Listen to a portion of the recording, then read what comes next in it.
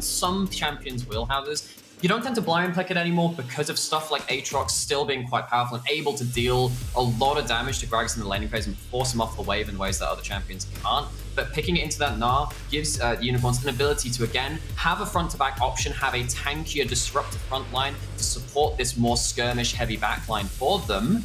But then on the other side of LDLC, if you start going towards the bigger team fights, we've seen what Renata can do. Bifrost picked up a huge win with a couple of off the back of a couple of Renata rolls yesterday. Absolutely, and shout out to Viper who shouted out M-Test yesterday, who basically said the thing with the Renata rather into the other new champion, exactly. Yes, Nautilus has an okay lane, but the moment mid-game fights start happening, it's just horror for Nautilus because you get ulted, you root your own teammates. It's just not a good place to be. I think the only worst one I've seen is a Camille that charged up a Q2 and then just deleted the ready carry with the Cho'Gath ult. That was the worst one I've seen. That's pretty nasty. Renata ults, hostile takeovers, very powerful stuff. And we've seen the draft as they stand now waiting, of course, to get onto the Rift. I feel like both teams have kind of got a draft they're okay with, but there's the one you're... exactly, anyone you're kind of thinking, yes, this is the one I would rather be piloting if I was this team. So, nameplates on, I do like what LDLC have. I think a lot of what the Unicorns want to do is play through mid-jungle, and I think that when you've got LDLC who are so good at supporting their lanes early on, you're not going to get that same option. You're going to struggle in the side lanes against these champions, and I think that's going to be an X factor which LDLC can play around. X factors, so important here in these best of ones, in these group stages, in these matches that mean so much to fans and leagues and fandoms around Europe and beyond. Prime League versus LFL. LFL's first seed, currently undefeated, here looking to continue to stamp their mark. Unicorns on the other side, remember, currently 10-0 undefeated right now. They've got some pretty okay numbers themselves at that point now, LDLC. Choosing to stack early on. We've seen, actually, a lot of level 1 stacks in the ERLs, in UMass, in Amazon University. I knew you were going to do it once! So, okay, fun story for everyone. So, I started casting so, obviously, this is Amazon European Masters. I cast something called UEM once, and it is completely crossed the wires in my head. So, I'm going to do my best to make sure that it's completely eradicated from this one. But still, as we've seen over the Amazon European Masters, level 1s have started to be a bit more prevalent, and you can see that they're starting to trade around vision on the various jungle starts, and Ruby has now got that for the Unicorns. There's no sweepers in inventory for the LDLC right now to get rid of that ward, so it will be scouted. They'll know what's going on in terms of this. Okay, but LDLC know that Unicorns know that they are doing this, right? So there is... the next level. There's the next level, so Yike potentially able to play around that. He's doing a solo start on the red buff, and both junglers heading towards that bot side from the way it looks right now. And considering we set up some heroes, we set up some matchups, namely the jungle matchup, the fact that the first thing both teams do is fight to try and get some vision to play those mind games tells you a lot about how the teams value those early jungle pathings. It's Lee Sin, Xin Zhao. They've been pretty prevalent across the split, but their early pathing, their early plays, so critical to the success of these champions. But just a quick reminder, this is of course patch 12.6, so that'll be partly why people may be asking, well, where's the Hecarim? Where are XYZ champions? Well, Hecarim's been nerfed. These two champions are still playable. Xin Zhao had fairly hefty nerfs, particularly to the ult duration. It went from 5 seconds to 4 across some other nerfs as well, and that does mean that Yike will have to play a little closer to the limits to try and eke out that extra amount of value to kind of be on par with what Xin Zhao used to have in previous patches. Absolutely. So while he was prevalent early on, as we said, he's fallen off that little bit with those nerfs he said, and time to see whether Yike can still make it work. He certainly got the pedigree, I feel. We need to see how it actually plays out with both junglers pathing towards the bot side at the same time. They are pathing towards bot side. We might see a 3v3. We might see a 4v3 as well, though, because one thing which happens in the Ahri LeBlanc matchup, it is a skill match. We said about how it can turn out when it's either isolated or affected, but you kind of play chicken with having the minion dematerializers. You can take it on either side, and if LeBlanc takes it and Ahri doesn't, you actually do get a bit more wave control in this matchup than you are used to having, and we can see that Ruby has done that here. Now, if that leads into a 4v3 bot, that'll be where the real value of it comes through. LDLC, question is on them denying that and stopping LeBlanc's maybe unexpected pro in that mid lane from affecting the map too much. So worth pointing out as well, both mid laners here with the Ignite, no teleports to be seen. I appreciate that a lot. Absolutely, more damage, more all-in options, and Lurox is here. The chains will land. Flash still going to come through the Charm Lantern. Will that make a difference? Ignite for Ignite means you're going to be at least a 1-for-1 trade, but First Blood still goes the way of Unicorns. And that damage calculation from Ica is critical, because when Lee Sin is on the other side of the map, you realize you can cancel that resonating strike from that Q. You stop that dash coming through. Maybe save yourself, but says, you know what? I've got the damage. We're going to try and outplay this. Tower shots come through. Ruby goes down. Important 1-for-1, and that gives Ica the money to get a Dark Seal themselves on their first back, and that means that both of these mid laners now packing that going to be even more snowballing. Could look for this. Lurox was just hanging around. Of course, doesn't have a flash, but he's got the level up advantage here and the red buff actually. So I'm not sure Yike wants this. He could be a spot apart there. Does have the knockup from the free Talon Strike and the speed up there from the Speed Shrine, so could think about this. With DOS roaming over, there will be little more to be found, and a moment there where Lurox was definitely thinking of going further. There was a, I mean, did you see there again, the red buff on one side of the matchup? But again, going back to this mid lane matchup and how this kind of works in the mid jungle 2v2, again, lots of kill threat onto the Ahri from this duo. You can get Cryo, but see right there, chooses not to hold on to that charm, gets Ruby back into tower range, Ignite goes down, damage calculation does work out. Absolutely, both mid laners trade both summoners with the additional flash from Lurox, but First Blood did go over, though I think Ica would be super angry about the fact that he managed to at least go 1-for-1, as you said. The rest of the map, though, playing out about as expected right now. Ragnar on the Narc getting a bit of an edge in that top side, but again, range into melee, Gragas being Gragas. Not being Narc. Exactly. Nothing entirely surprising in that. And this actually is going to be a matchup which we will need to track. If we're going to talk about the win conditions and the loss conditions of each of these teams, I think that the big win condition, well, rather, maybe the loss condition from the Unicorns is letting this Gnar getting out of hand. Because if LDLC want to play around side lanes with an ahead Gnar, the LeBlanc's not going to answer that particularly well. The Gragas isn't going to answer that particularly well. You can already see CS advantage starting to be built up by Ragnar, and we have seen how good this player has been recently. We talked about that on. Now we're looking to see if he can do it on the split pusher and the Gnar.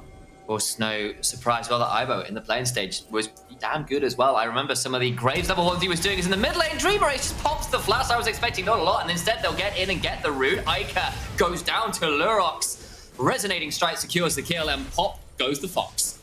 Fox and LDLC, who have so often been the team which can protect mid lane very well, because Yike is around, because DOS is around, have given up now 2 kills onto this Ahri mid, and you were talking about in draft saying, okay, yeah, you can pick the Veigar into the Ahri, but you can also do stuff like kill combo mid jungles like the Lee Sin and LeBlanc.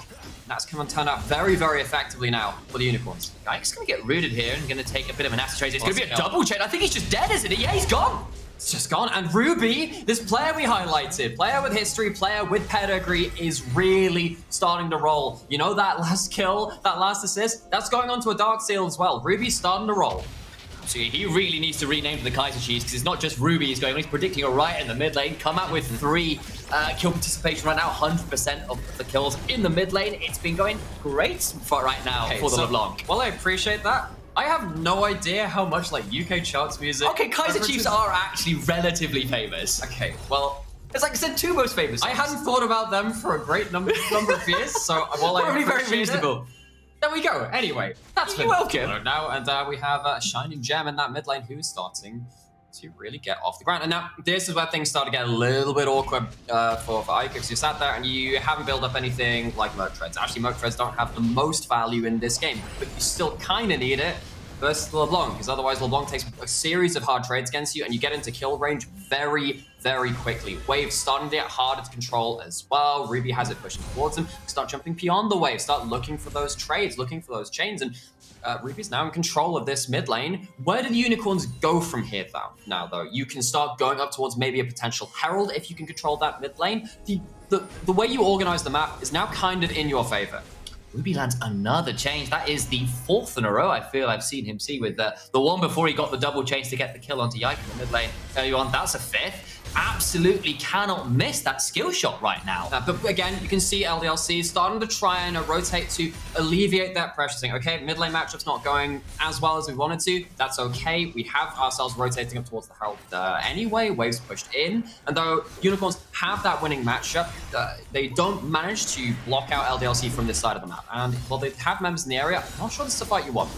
Level 6 on Lurox. The Dragon's Rage is available. Yike there with the Crescent Guard as well. I think it is going to be a contest 4v4 right now, and LDLC backing away from the Herald, and it will reset. Oh, not quite. Oh, so no. Mid lane. Oh, Exekick gonna have to flash out. Now gonna try and turn it around. Does start getting towards the crescendo, but he's still gonna go down. There's a bailout. He's still not gonna get quite enough damage and dies out in the mid lane. Ruby cannot be stopped. But then also around the my god, it's still going. Unicorns are taking the fight there too. Ragnar's gonna go mega, but aside from that, I'm not sure there's much more to be found. Sonic Wave lands. Will Lurok follow it up? Will do. Uses the Warthog to get out of the Mega Gnar. And Lurok's, I mean, kind of just gives Gets away away with the flash for free. Just jumps and goes, haha, see what we can do. But Unicorns take a fight with their individually strong member, and then they also find the extra group confrontation around that Herald. And as much as I said, okay, DOS has come up to try and control this top side of the map, LDLC completely overestimate themselves, it feels like, at this point. See how this all works out. Lurok's Great kick. Combos into the Gragas cask, and you know that resonating strike, having that extra execute damage, doing more damage against low health targets, it just ends up deleting the area before you can even start using that Spirit Rush. Try and start resetting things, and now game's getting a little out of control, because while you are still playing around a Gnar that can get ahead in side lanes, when the rest of your map has to be responded to at this point to try and bail out your losing rest of the map, you don't get to use that to its full advantage. Slight correction on my end. Great cask. The kick was also good, but let's be real. Ivos Gragas is definitely the one who made that one work. They got the additional kill out of it. At least though, LDLC did get the Herald, so they've got some things to play around. But right now, the snowball has happened where they need it to for Unicorns, and they're looking to punish again. Yeah, there are some recalls being channeled. That's going to leave. It's going to leave. We'll see whether the cancel. It's not going to be. There is no Herald here for the Unicorns to put down, but still holding them to account. They're going to try and catch them on the way back to lane, I think. They were just seeing whether there was any more resets. No, because they didn't see under that tower. Right. The long jumps forward, sees what's happening, didn't have full vision under it. X-Kick, DOS, able to get back to lane. LDLC though, as much as we talked about Unicorns having the advantage, they have themselves the gold lead, they have themselves the first dragon, blah, blah, blah. Only 1k down. It's not lights out yet. Plenty of ability to play around the power spikes that you do have. You've got the level 6 mark on your Aphelios. That tends to be a big moment in your matchup versus Jinx. You have a bit more kill pressure. Already talked about Renata into the Northwest suit. Having the ultimates on this duo lane means that LDLC do have a point of power around Exekick and DOS. The question is, does that even matter when LeBlanc is holding to your account so heavily? Indeed. Of course, it's not the first time we've seen the LFL teams struggle a little in the early game and then be incredibly competent in the mid and late games to come back in. The fact they aren't that far behind, even as Ruby lands another change. Lurok's looking for the Sonic Wave, lands it. I'm not sure we'll go any further as the rest of LDLC are coming down. That's every single member. Ragnar's going to knock back Lurok. They're going straight in and delete him. Flash Wind becomes lightning, secures the jungler, and now they can start shoving into this mid lane. All right, so LDLC, they find a way to get into that lane, which is struggling so much, find an advantage against the run of play so far. Gonna be some extra gold back, evens up the gold score, and with that shut, I believe it was a shutdown coming in. Indeed. The 3 kill, rather. Lee Sin going down at that point. LDLC, again, starting to stabilize. The kills look good, but the gold back to even is exactly what LDLC want to see. And of course, a lot of that gold is in the likes of Ragnar, who's been playing very well on that Gnar. You can see that before this Exekick was doing fine as well on that Aphelios, despite the one death in the mid lane. And they are in a very competitive point, even if they've been behind the tempo a few times in that mid lane. And speaking of competitive, right, zooming out the camera just a little bit more, it looks like there's just going to be towers just being wailed on either side. And you so remember, undefeated teams in that group so far. This is Group D, they're both 2-0. Anchor, and force that flash again. But great charm! Baits it out with the flash, and that means it's a death on Ruby, who thought he had another. I mean, goodbye Dark Seal stacks. Aker now getting a little more on that side too. And while the Unicorns had that momentary advantage in the mid jungle, Aker is starting to make sure that they're still on the board. Doesn't flash away from the chain at the end of it. Of course, being chained is not a stun, it's only that root able to cast into the side of it, and Ruby jumps straight into the charm. Love hurts, and so does Ari apparently in this one. It is the best little charm timing you've seen in a while. A couple of those now under the tower, where he's managed to punish the attempted dive and at least go 1-for-1. That time he goes 1-for-0. Great stuff from the Ari to come back after being put down relatively heavily early on in the game. And that's a little worrying side for the Unicorns. Of course, we're talking about how important this matchup is in some ways, in terms of, okay, that LeBlanc can start jumping forward, holding other people to account, and they can do that, of course, because there isn't a huge amount of follow-up CC on the side of LDLC to kind of stop them jumping back, jumping forth. X-Kick might find some follow-up CC coming in here, though. He's getting ulted. That is a depth charge. Try and time out with the ultimate, but it's only the Inferno, and not the most damages yet. Turning it back around with the Binding Eclipse, though. Flash away, one final rocket secures it for Reptile. It gets close. It's double summoners blown from the Jinx, but a kill is a kill, and that's a cannon wave loss to the turret. Again, trading advantages. We talked about this being LFL versus Prime League. Great chance to benchmark these two teams and benchmark how these regions are really coming into this as well. We saw the LFL versus the LVP. Hadn't seen this one just yet. Maybe getting aggressed on the mid lane as that wave comes back into tower. But again, it's great to see that it is such a back and forth contest. Nice little dodge there with the Mimic Distortion. Throws out another chain, but manages to clear the wave and avoid punishment for doing so. Does Ruby's LeBlanc. Now, the rest of Unicorns of Love Sex Edition into the mid lane to try and fight for some of this mid-wave control. So, the tug of war, and we have, of course, Dragon up in 2.5 minutes. Now it's not going to be on the table just yet. Now it's actually the bot side coming through. Flash body slam out the cask, and now Ragnar, with no Mega Gnar in sight, is going to try and hop his way out to safety. Doesn't have the flash, but a Sonic Wave flash kick, but that was not what you wanted to see. Sappy comes out, kicks him to safety, and says, "Go home, little Gnar." And it's the flash used too. That was a flash to Snow. It was a no without Mega. And now, Unicorns losing the bot side, Ruby getting picked off on the top. Trying to chain that one up, but the 3 Talon strike means there's still a knockup that comes through. DOS flashes to secure the kill, and the support gets first one of the game there, but that Renata. Go with the loyalty program. Pays back. Dividends. Pays back a couple of dividends. 5%. And really compounds the problems. The interest? I was trying to think of a way to work that in, couldn't quite work. But now we see LDLC. Again, we talked about them stabilizing for a little while. Now they're doing more than just that. They're in the lead. They have themselves objectives to play around it, though. That Dragon wasn't up. They're starting to take neutrals in these towers across the map, and they are starting to really come online. First turret and then a second turret in short order, punishing the misplays that happen in the bot side with a well-played top side play on the other side. They'll move back to the Herald. And without a teleport or really free reign in the mid lane and control there, I think this is just going to be an easy Herald. It's a decent chain, but a great charm in response as Ruby going to have to try and get out here, but he just burns down. And actually, this is one of the great reasons you take Ignite to LeBlanc. She goes into clone, means you can't land any your point and clicks. You can do it with the Ignite. Lurox going down after. Gets hit with a hostile takeover, goes down, and now the dive comes through. It's a double ready for Exekick, who's kicking in some heads. They get a mid lane turret. LDLC come alive in the mid game. Early game, be damned. Oh, the mid jungle skirmishes were so Unicorns favored for the first part of this match, but they couldn't keep the matchup down. Ica has seriously been playing this matchup well. Ends up playing very close to the minion wave. LeBlanc often uses that as a time to jump through the wave, but the Everfrost doesn't care about that. And as we said, the Ignite kind of gives Ica the ability to get an extra damage proc of the ult down. Wouldn't be able to do that if the clone still made them invisible. Gets the vision from that, gets the kill, snowballs it through with the resets, and the rest of the team come into hell. They do just that. They get 3 kills effectively out of all that. Jungle, mid, AD carry, all disappear. They get themselves a turret, and now they are up nearly 5,000 gold, more like 4.5, feeling incredibly pleased where this game is at. They've got a Dragon that spawned, Ragnar has started it up, and LDLC now in firm command of this game. Unicorns yet to even get a single tower, despite the early game moves they were making.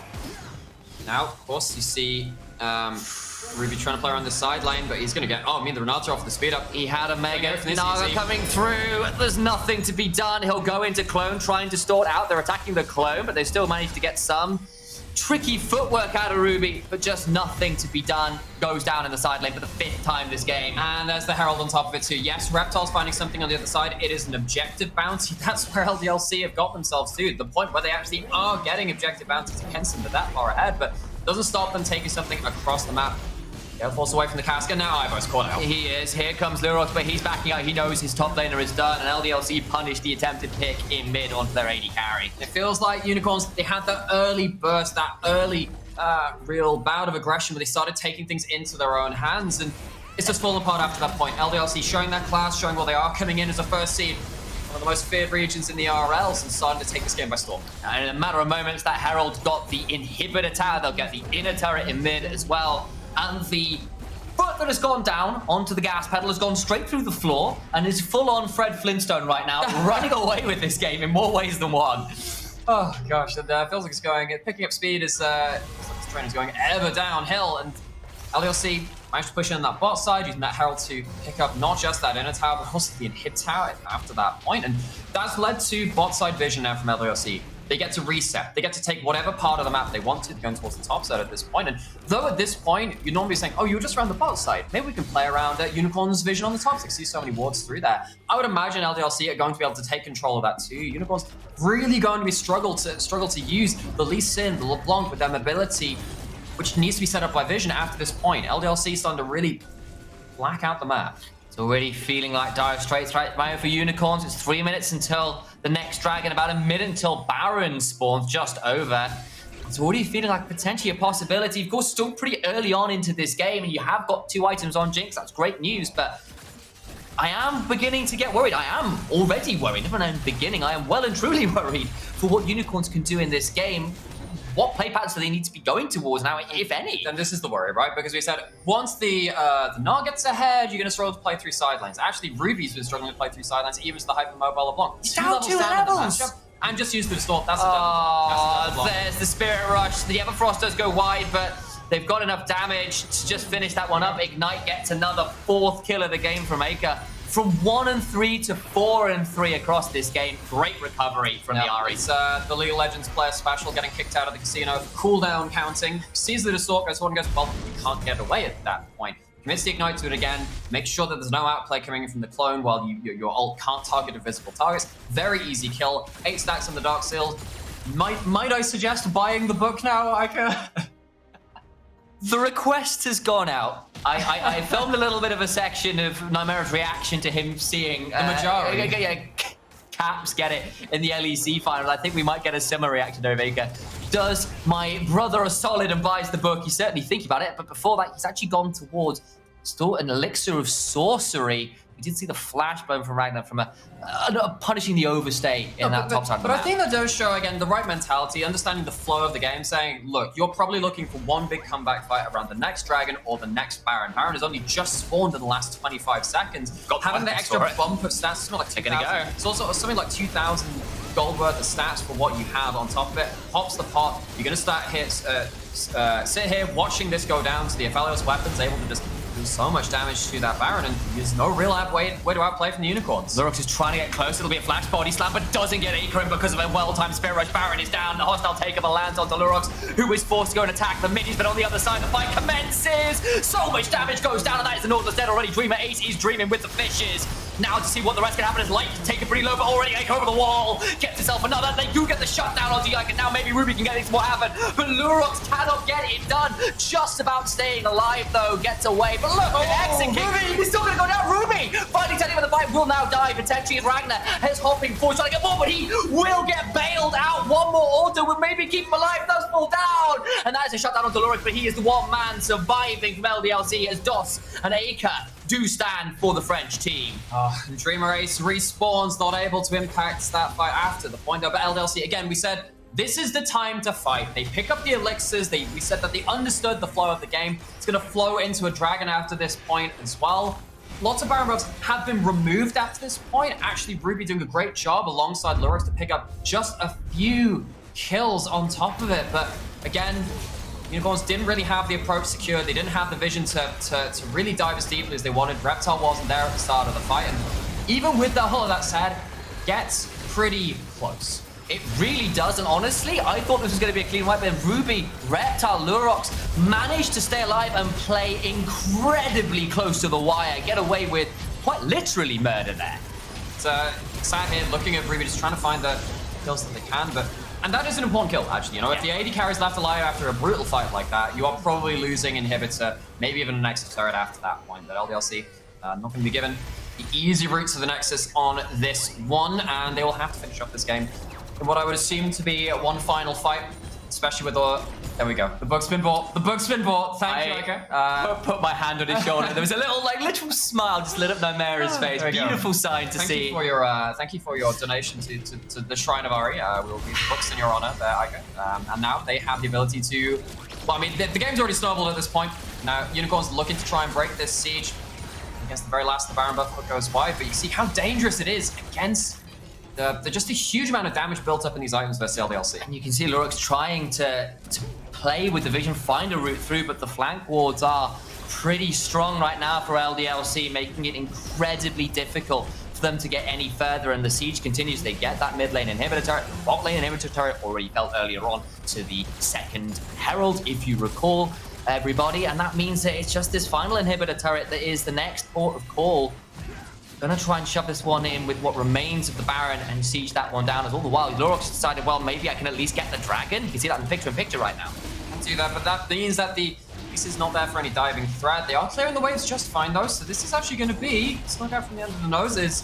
LDLC, and it's at least something. It's an objective bounty, of course, too. Absolutely it is, and right now the inhibitors themselves aren't actually being taken. They'll probably lose this mid lane one, and now they know that Lurox isn't looking for a flank. They'll feel empowered by LDLC to shove in onto this final inhibitor turret. Will start coming through. Lurox has now recalled. Ruby lands another chain. What more can they get done? It's a big chunk onto Yike, who's not back forwards. Aika lands a fantastic Everfrost through on Ivo, trying to get back and out. As in goes Aika, secures a kill on the dragon. The Infernum Ultimate melts them all alive. 200 years, and the Fire and Fury of 1,000 Suns secure the entire team of Unicorns of Love Sexy Edition, and it is LDLC who, with that, will come and secure themselves a 3-0 in this group. The LFL came to play.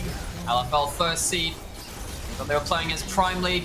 This was going to be the LFL Prime League clash, the first of the day, second one coming up later. But if we're talking about benchmarking these regions, LFL, slapping home that first victory very hard in this regional matchup. And thus ends the undefeated run of the Unicorns of Love here at EU Masters. They were 10-0 through players into groups. Finally, they moved to 10-1.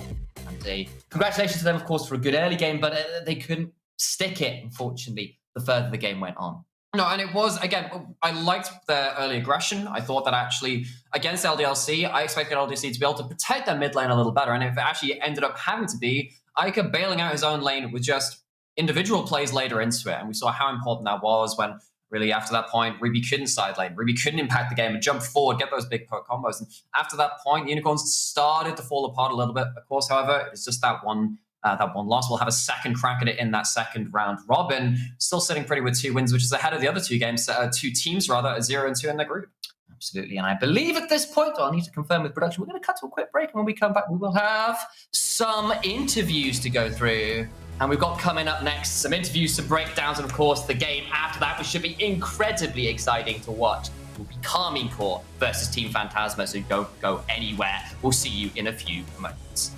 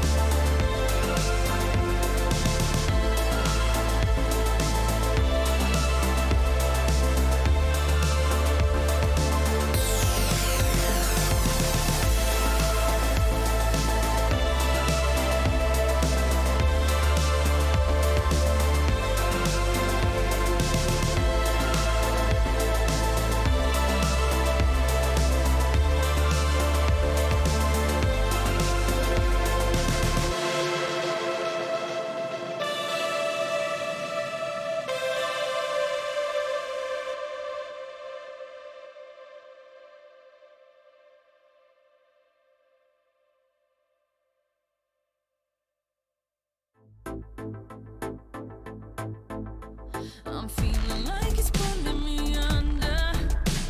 You tell me take my hand and trust me if you can. I know I'll be okay if I hold you, and I'm not letting go. You've woken up this feeling inside me. It's opened up my eyes, this thing I cannot hide. Do anything to keep it around me, and I'm not letting go.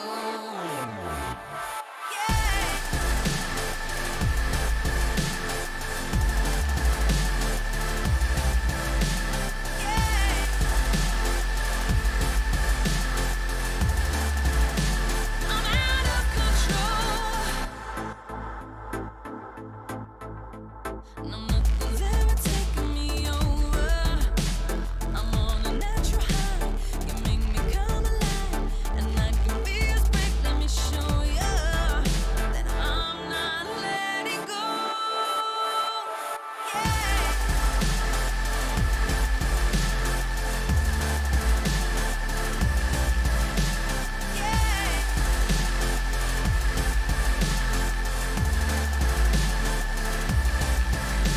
I'm out of control. Don't know where this world will take me.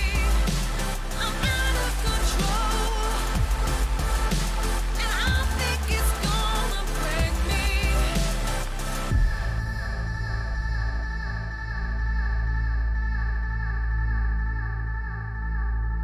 I'm out of control.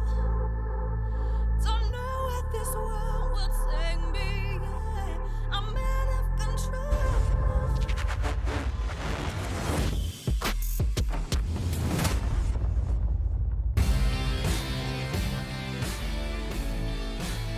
Welcome back, everybody. It's good to see you all, metaphorically speaking. I'm still Initialize, joined by Nightmare. I'm still Nightmare. You are still Nightmare. It's good to know. Like, you didn't change your name over the break. That's great. And of course, we are after the game where LDLC come back in a game where it was a little bit rough early on against Unicorns of Love Sexy Edition, but it was a victory nonetheless.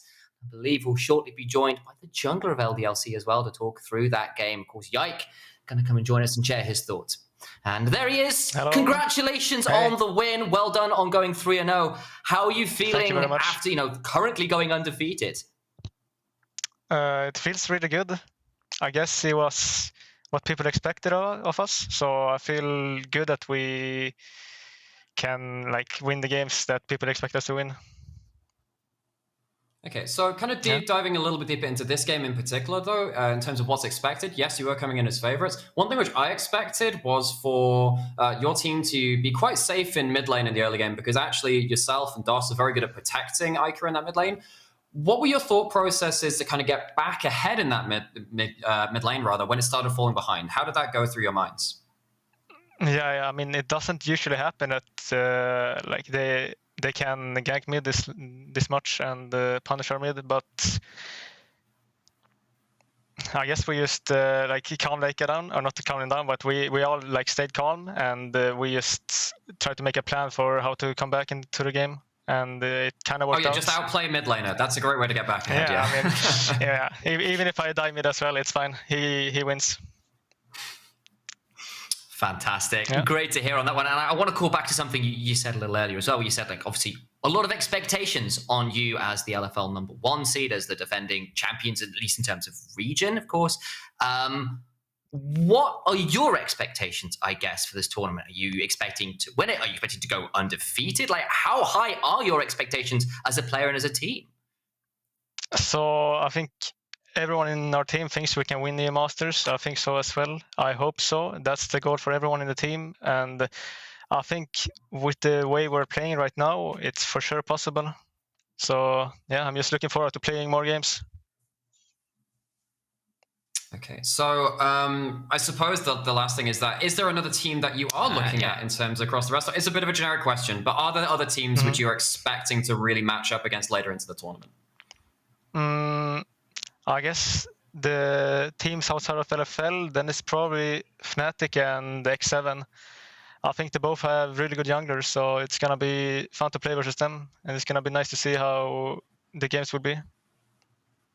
I love the fact you went, they're just the really good junglers. I want to play against the really good junglers. I can agree with that. It's great stuff. Thank you so much for joining us, Jake. Best of luck thank you very much. with the rest of the tournament. Congratulations Thank you. on the undefeated run so far. And hopefully we'll see you later on in the tournament as well. Yeah. All right. See you around.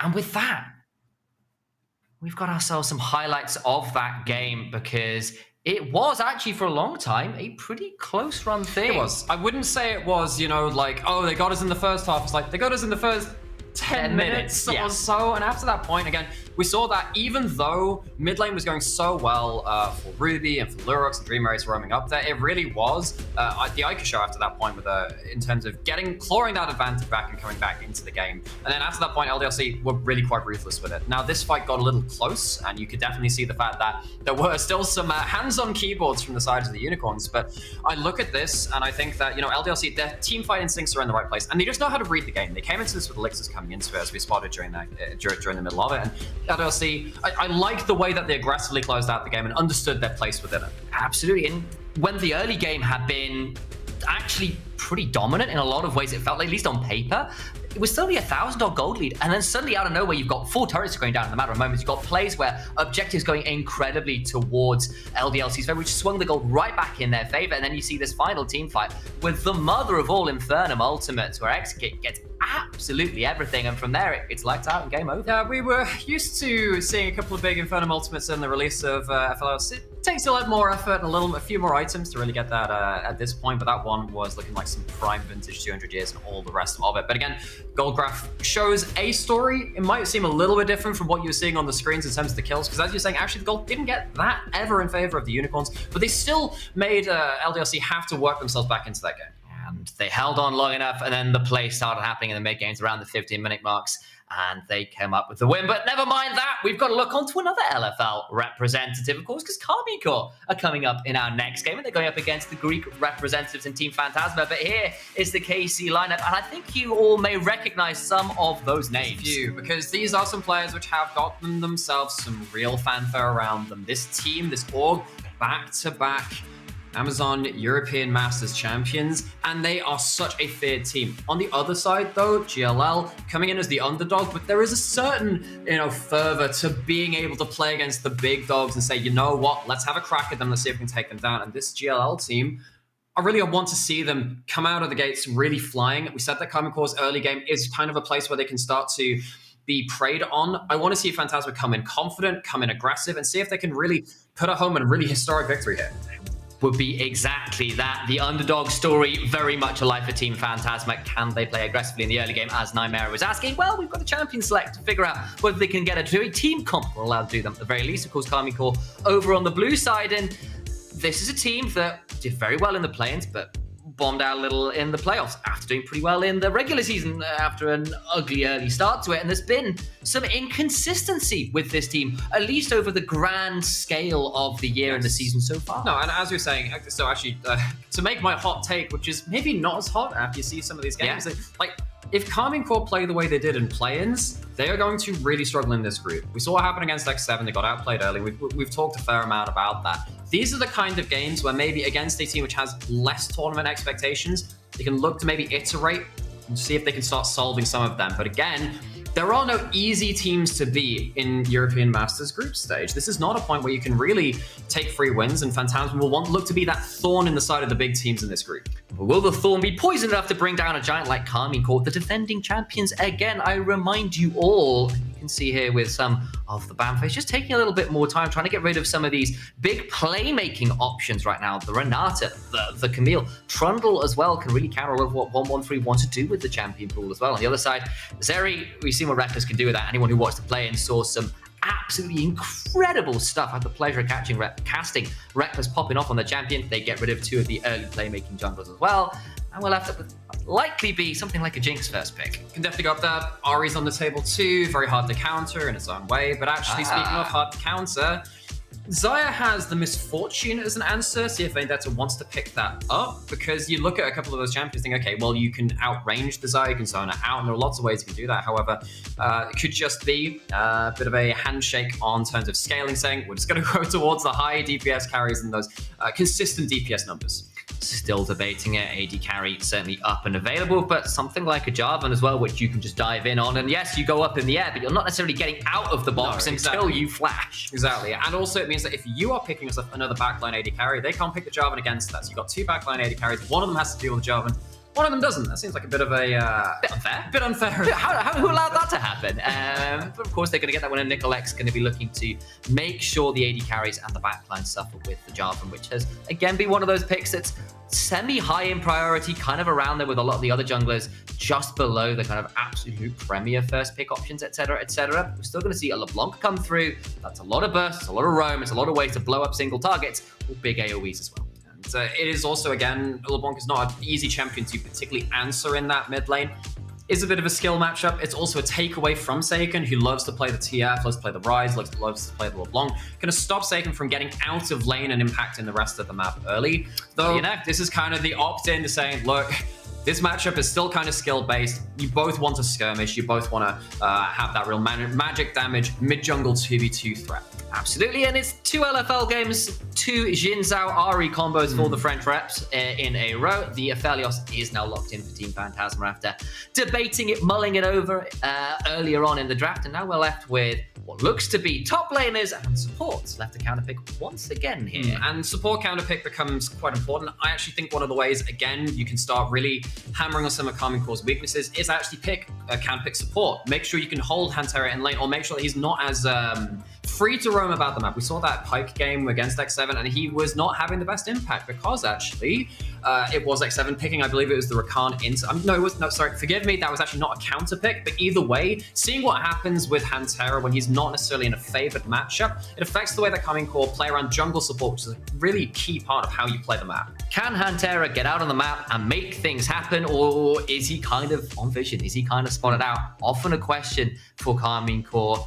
Especially if you're looking to take them down. The focus right now from Phantasma has been to try and get rid of at least one of those big engaged support options. I wonder whether something like a Nautilus might still be an option here as well. Whereas Karmine Corp is saying, well, can we get rid of some of these obnoxious tanks and available to someone like Bako so we can pick something for Cabochard, who is up there as one of the best ERL players out there. Very much so. And now you are looking again at choice lane partners for something like developers think, okay, well, yes, you can have maybe something like a Lulu, maybe something like that Nautilus, seen them quite a lot. But either way, I think you are probably, I would personally say counterpick support. I think that affects how Karmine Corp play out the early game enough, but that has to put a lot of pressure on Bako to perform well. Now, Bako was a big carry player in the GLL. He was kind of the best carry top laner that GLL had to offer. Actually, this split has gone more towards weak side. And again, you see that Jax, that was one of his pocket picks at that point. Now I'm interested to see whether Bako can actually pick something blind at this point. Vendetta, of course, hovering their namesake. And of course, actually speaking of Bako, of course, the coach of Phantasma is Vasilis the Rock, used to be a caster, has talked to us a little bit about that team. And shout out. We'll be interested to see what his take is, of course, on this top lane side. Who are you going to blind pick for? Someone's going to take the short end of the stick here. The short end of the stick goes towards Sanity, who's going to have to lock in the Rakan blind. Of course, Reckless, in turn, hovering the Vayne. There would be... He's had a few highlight reels of that. I mean, of course, it could still be Cabochard, I suppose, if we really want to pick Vayne here, run Vayne top, but I doubt that, unless there's some real shenanigans going on. It would be shenanigans. More curse words spoken on this podcast. At least today. At least until today. They bring me on and this is what happens. Our powers combined are too much, even for the broadcast. Of course, we'll lock in the Graves. A lot of shove, can play kind of by themselves in 1vx scenarios. I'm feeling okay with that one, I feel. No, Graves, of course, probably going more towards that Eclipse lethality build nowadays. The crit build was nerfed last season, at the very end of last season after Worlds. Then we had the Hullbreaker nerfed recently too, so it is likely going towards a little bit more burst, which can follow over the top of a lot of your pick attempts. And when you have something like Nautilus to pin someone in place, that Graves ultimate coming through gets very, very dangerous. Now the question is, of course, Phantasma. You know this Graves is going to be hyper pushing, going to be a side lane threat, and wants to be adding over the top of your damage combo. How do you deal with that? You're not really going to beat them in terms of lane push. It's going to be the Malphite, which says, look, we're never going to get shove in, but against double AD jungle top, we can eventually just get to Warden's Mail, get to Ninja Tub, play the Steel Caps. That name's always I was going to call you out on that because I'm an arsehole like that, but there you go. That's the one. But either way, Bako now is in a point where you are eventually just going to get to a point where if you are not zoned out of XP and gold early, Graves gets very little value. Indeed, it does, but of course we still have shove, right? Like that's the idea. And potentially there's a world here where you go towards the lethality. Yes, you're not going to have any damage versus Malphite, but at least you come I at thought team you said fights. lethality and Malphite, and I was very, very questioning that. Lethality Graves, in case I misspoke. No, earlier. that's what I was saying, right? The other two builds of the Graves kind of nerfed. Lethality Graves is the odd one out. Yeah, and that at least then adds that burst. You can add that with Azai. You come into a team fight and you just pop the target. That will be the idea for Karmine Core. On the other side, though, Team Phantasma have got their own ways to make team fights happen. They're not shy of engage. Now, and the thing is, if you overlap all of your engage into Azaya, you've now dove very heavily into Feathers. That's going to work out very poorly for you. However, you get to those first team fights, blow the ultimate with Rakan looking for one side of it, or the Jarvan looking for one way to kind of get on top of that champion. Then everyone else is in. I think for me, this is going to be about how Phantasma approach their engages and make sure that they're not overlapping everything, because you still need to get to that Xayah. You still don't outrange, but you need to get on top of them with your engage. Do you have the coordination to pull off a layered engage against players like Reckless and Karmine Core as a whole? This team that has so many expectations, so many fans, so much history, both as an organization now within the ERLs, and of course, the players themselves. Hell, I remember Kabashar playing for Ninjas in Pajamas in the EU Challenger scene back in, I want to say, 2015. With Alex Itch in the mid lane. Like, some of these players have been around and about for a long time, and Reckless, I mean, this guy is one of the EU greats, right? And you're now trying to pull off a comp that needs to blow up that ultimate from Desire, then get on top, then blow them up, and you need to see whether the coordination and the hands are there to be able to do that from Team Phantasma. And now we've given some expectations, right? Because a lot of this is going to come down to what's going to happen with Desire. On the other side, though, you look at what Karmine Core can do. They are fairly happy to sit in terms of parking that Desire in one lane, getting to wave clear and just playing defensively around that, and then playing more aggressively around the Xin Zhao visiting Ahri side of the map, or maybe the Graves or something at that point too, because they have, as we said, in terms of the last game, some ability to play around those sidelines. Because that last game we saw the Gnar taking over at that point, and that became very difficult for the other team, which did maybe want to play a bit more brutes to deal with that. The question is now, can Phantasma force the groups and by solidifying the sidelines so that never comes about? Late little invade there from Karmine Core to get a ward down onto the red buff, but he was spotted out by another ward from Team Phantasma. These early jungle warding mind games, two games in a row. It's next level. They know, but we know that you know. So we'll see what happens with that, as this is going to happen. Paco's going to just go in and use themselves as a battle ward themselves. However, Graves looking to intercept them in the river. The trade heavier with the Malphite early on. I'm aware the warding stone has been removed, but I don't think cosplaying it as the Malphite is the way forwards. Warding rock, I suppose, considering it's Malphite, it's the same kind of deal. If there's a difference between rock and stone, I don't remember it right now. Someone who's a geologist out there might have to defend it. It's Nicolex. Is not on the red buff. He's not been spotted here. Could actually be going for, well, I mean, because you don't have the red buff, you're not going to have as much level 1 pressure. Looking for the buff to buff, potentially taking away something from 113, and something which, again, we said that we know the coach of Phantasma, and they were saying before this game to us, actually, there are two ways that Phantasma could look to play out this game. Either cover the dives and the aggressive plays which Karmine Core are looking to do, or just meet them face up in aggression themselves. Having the Jarvan pathing like this gives them some way to, again, have some more aggressive options by being unpredictable. They've not been seen on Vision yet. They're taking away camps. Nicolex is slightly off the radar now from Karmine Core. If you want to match Vision, as Vasilis was potentially talking about, that's the way you do it. Because the red buff hasn't gone down, 113 knows something is afoot and will return the favor. He's now invading in onto the red buff, knowing that it's not gone down. He got a full clear on his side, so the question is whether he'll stick around for more in the side of Team Phantasma's jungle or not. But this does mean that Baku is once again on weak side, a role which he's found himself in more this split than he has done in previous ones. You know, as the Jax ban was against him. Very much played a lot of his own carry champions, but he's picking up waves. He's not getting dove. He's making sure that he's still kind of, again, getting to that point where he can outlast the Graves on that side. Then when you pick up a Warden's Mail, when you pick up his Armor Boots, and all the rest of it. But it is very much top side losing resources for Phantasma. Indeed. Whether or not that comes back to bite them will be another matter, of course. Malphite, pretty good at being a low economy top laner. That R button is pretty damn useful, whatever may come as a Malphite player, of course. You've got to make sure you hit the R, but otherwise you're pretty happy as long as you can get to press it, however much gold you manage to get in lane, etc. But we're going to look for mid lane play instead. Off Vision, not going to be seen here. And you know that you want to be hanging topside of Sake, and you know that. Charm. But now the Charm can't block out an EQ. We'll see what happens, actually, if Nicolex wanted to gank before that was back up. But it's like Nicolex is going to be covering the dive top instead, because that is burgeoning currently. Abishard gonna come out and try and just proxy this one, prevent the easy reset from Bako, who's taken down to about 15% HP. Seiken up here as well. Nicolex around flash for flash, lands the wind, become lightning, flash for the auto, will secure the kill for Cabachon. Now Nicolex in that 1v3 will at least get one back, and now what can Pepe do is he will go right back into the waiting arms of Seiken. The boss after the screen is Nicolex, and 113 continue to duel out of the tower, flash away. 113, remember, already burned the flash, and now takes another tower shot. Maybe we'll think about another flag and drag. Right now it's a 2-for-1 because of course Seiken secured the mid laner as well. So looking to cover those dives, it's not been fully covered. You still end up losing your Malphite outside of that turret, loses a lot of that wave, and though Graves dies, Malphite has lost more resources for this. And that's not to even say the fact that he traded down and kills on the side of Phantasma as well. Karmine Corp very obviously playing towards that top side, but we were talking about them needing to address their own issues in the early game. So far, this is a good start. Indeed it is, and you can see Pepe tries to get in here, realizes he's in trouble, goes back, and Seiken's just there waiting. Not much you can do at that point. Well, it's a heavy trade from the Ahri, and then has to pop back because his... Hang on, wait. Shinzo has really high damage. No, Bako's going to figure it out again.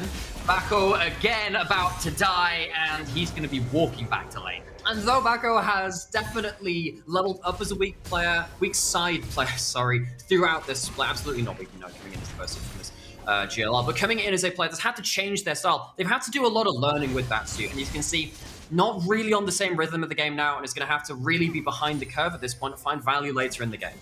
Throwback the pre-show as well, where we had some Karmine Corp stats, some before and after, where in the before we saw the play-ins where they were absolutely dominating early game and going on from there, and then kind of the after where they got a bit rolled by Karmine Corp in the early game. We said, well, maybe there's a weakness there. Right now, Karmine Corp absolutely stomping this early game, up about 2,000 gold, 5.5 minutes in, but TP might be looking to punish this one. Phantasma trying to get on 1-1-3, the flashing ain't gonna get this one, surely. The knockup is there for the turnaround, the smite onto the Raptors, making a 1-for-1 now. Seiken, so high HP, he could just run down the rest of Phantasma. Nicolex, the next to fall, surely. It will be a 3-for-1 in favor of Karmine Corp. And they try and go for the aggressive play. They understand that this is a one-way trip. 113 uses that Audacious Charge to get right out to those Raptors, gets out of the initial engage, and when the first kill doesn't go down easily, the Smite even buying more HP, then Phantasma are always going to be on the losing end of this. In Hantera, even on the Nautilus, getting to the point where he's landing a lot of AoE for support. Remember, this is all base damages. You don't have a lot of big items with Nautilus doing actually quite a significant amount. Not actually that much, which Phantasma can do in terms of the increased the DPS check over time. You've got a first strike job and not even that lethal tempo. Karmine Corp, they win the DPS check and roll out with a couple of kills. And you can see the flash distort in from the LeBlancas. Never mind talk about that previous play, because top side, Seiken ulting and trying to get a hold of Bako, who doesn't have the ultimate. Won't be able to secure the kill, but he'll be back out of lane.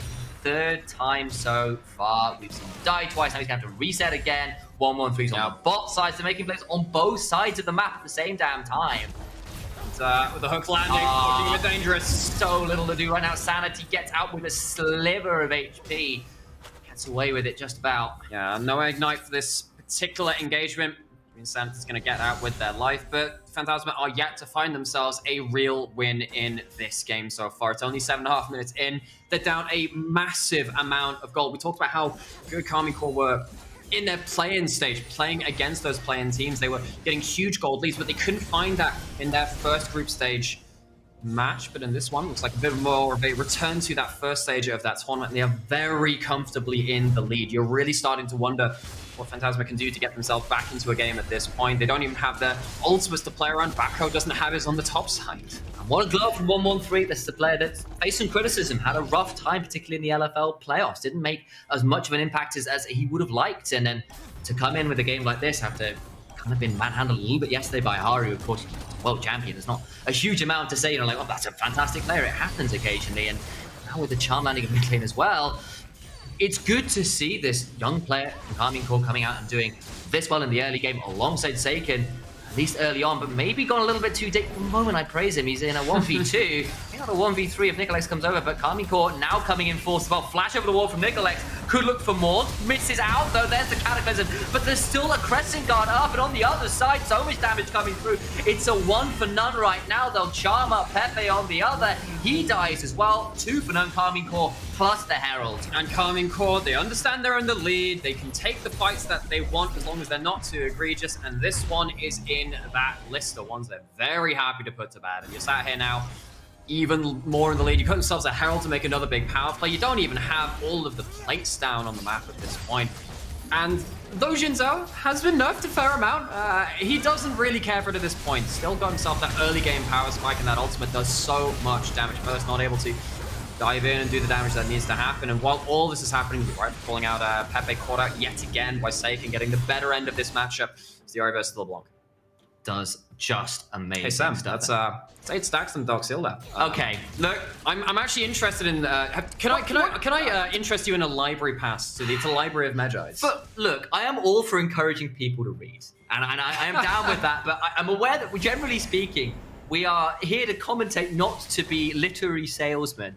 And I say that as someone with an English degree, so I feel like I may have at least some grounding to either way. I mean, complain. At this point, Karmine Corp is snowballing so hard. Oh, It doesn't days. actually matter what they're spending their gold on. Almost at this point, they're winning in every single lane. Avert thine eyes. Up in CS in every lane, and it felt like Phantasma. They went for this early gambit. They tried to find themselves a way to play around top side to break the momentum of what Karmine Corp were doing towards their Malphite. It's not worked. Now Karmine Corp, they have the run of the map and where they want to play around.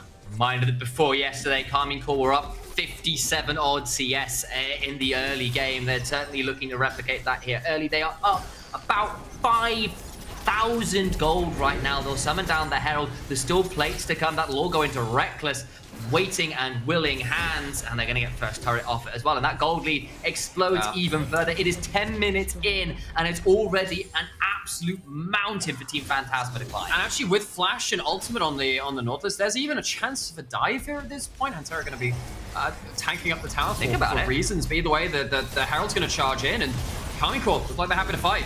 Certainly think about it, it's a decent route onto 1-1-3. Pepe coming over, can't quite get enough damage. They get the ignite. There's the heal from Reckless, who's also jumped out pretty low. And Nicolex thinking about going in, but that's a well-timed Feather Storm. Don't even need to pull the feathers back, and they get another kill. We were talking about coordination for this team of Phantasma, wanting to really get onto the targets they want to do together, but not overlapped. It is just Nicolex at that point. Goes far too deep, gets the Xayah ultimate, but that's literally just it, and it's to the cost of their life. Now, that's another kill against this deficit again, which they really start breaking down at some point. It is looking so unlikely for them to come back, and you're really waiting for Karmine Corp to overstep into multiple ultimates. That's the only way I can see Phantasma winning fights at this point. You've got to find the mother of all unstoppable forces into Cataclysm, into Quickness, where Vendetta has 2 items and can hit fantastic, massive ultimate and get Chakram swirling everywhere. Like, you could hear the list of things that need to happen, plus Karmine Corp misplaying, plus so many other things, a little bit of luck, a miracle, some divine intervention, etc., as Vendetta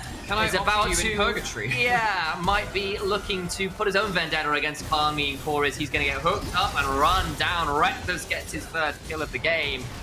Now he's 1-0-1 on the top side. Cabochard getting engaged off of flashes. Unstoppable Force, Nicolex is there.